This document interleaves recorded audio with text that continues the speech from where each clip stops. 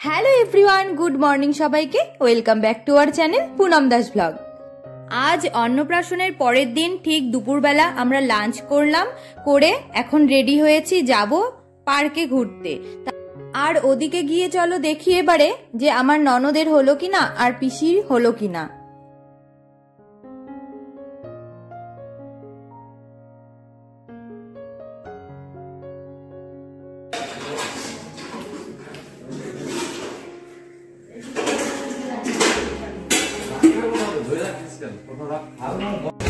আমরা সবাই বেরিয়ে পড়েছি।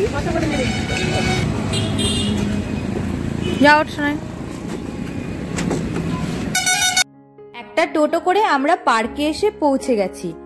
4:30 বেজে গেছে আর আধ ঘন্টাই খোলা থাকবে 5টা পর্যন্ত। তো এইটুকু টাইমের মধ্যে যেইটুকু ঘুরতে পারবো তাই আমরা জোরে জোরে হেঁটে চলতে শুরু করেছি।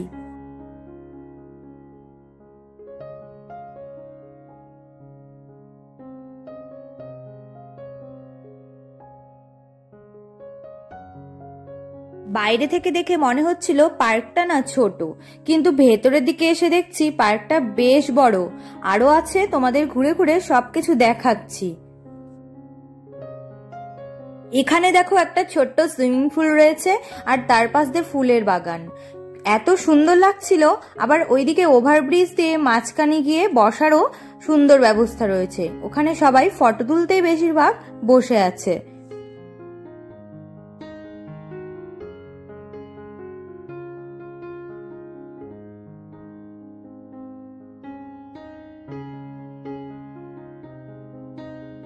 ওই দিক থেকে সুইমিং পুলটা শুরু হয়েছে, এই দিকে এসে শেষ হয়েছে।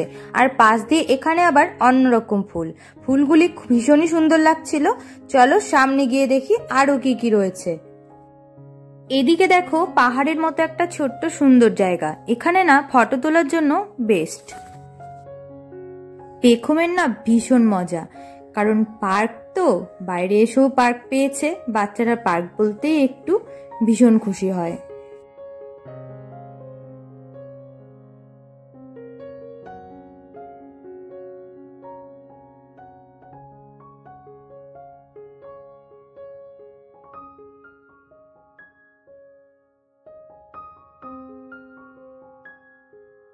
চারিদিকে অনেক প্রেমিক প্রেমিকারা গল্প করছে, আমরা আমাদের মতো ঘুরছি।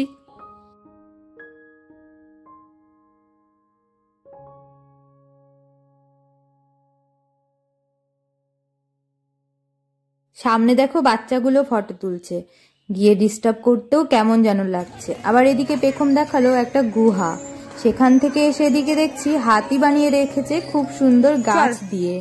ও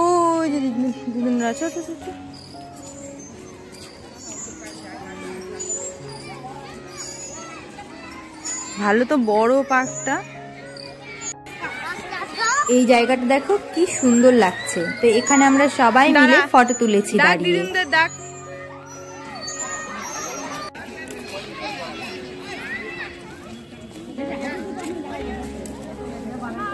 হাতের ওখানে দাঁড়াও, আমি আর সোনা তুলছি। তখন আমি তুলছি, তোমরা দাঁড়াও,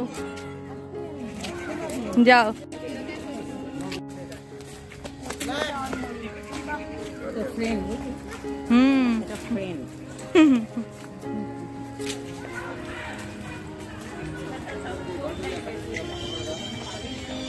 এখানে একটা মন্দিরও আছে।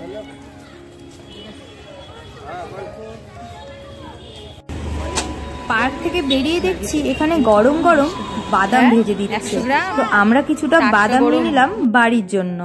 তারপরে চলে এলাম স্টাইল বাজার কালেকশন দেখতে।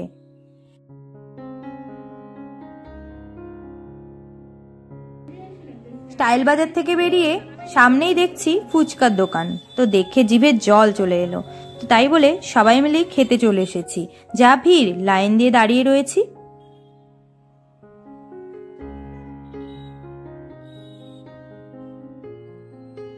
পাশেই ছিল বাজার কলকাতা, সেখানে এলাম কালেকশন দেখতে।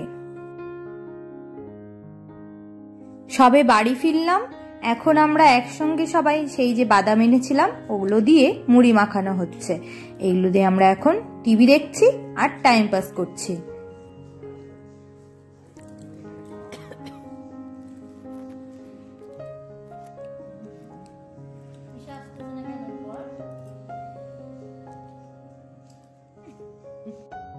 আমরা ডিনার করে সোজা চলে এসেছি বেলুন ফোলাতে, কারণ কালকে মামা ভাত হবে, তার জন্য কিছুটা ছোট মোটো করে ডেকোরেশন করা হবে। আমরা নিজেরাই করছি, আর আমার দেওর সবকিছু এগুলো করবে, তার সাথে আমরা বেলুন ফুলিয়ে সহযোগিতা করব। এখন আমি একাই ফোলাচ্ছি, এরপরে আসবে আমার ননদ, ননদের মেয়ে আর আমার পেখম। সবাই মিলে আমরা সহযোগিতা করব আমাদের দেওরকে।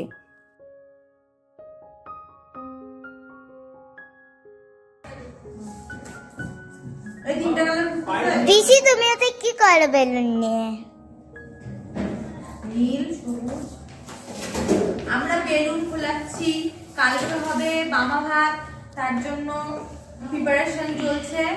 রাত ধরে এগুলো আমরা ডেকোরেশন করে তুলবো। সেই ব্যাপার। এর সঙ্গে আর একটা করে দিই, 4টা করে দিই না? এটা লালের সাথে ভালো লাগবে।